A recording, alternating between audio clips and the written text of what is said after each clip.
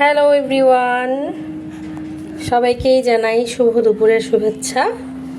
তো আজকে দুপুরের আইটেমে আছে ইলিশ মাছ ভুনা।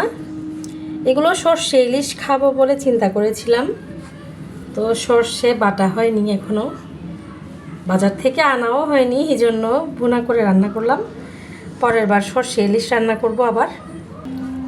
অনেক দিন ধরে খাওয়া হয় না সর্ষে ইলিশ, তাই। আর এদিকে আছে মাছের তেল দিয়ে বেগুন, আলুও দিয়েছি অল্প একটু। কেমন হয়েছে বলবেন এটা দেখতে। মাছের তেলের রেসিপিটা কিন্তু অনেকেরই পছন্দ।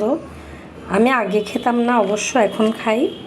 আর এদিকে আছে আমার সবচাইতে প্রিয় কচু শাক।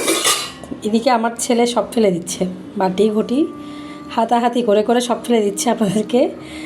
ওকে কোলে নিয়ে তারপর ভিডিও করছি, তো ওই জন্য।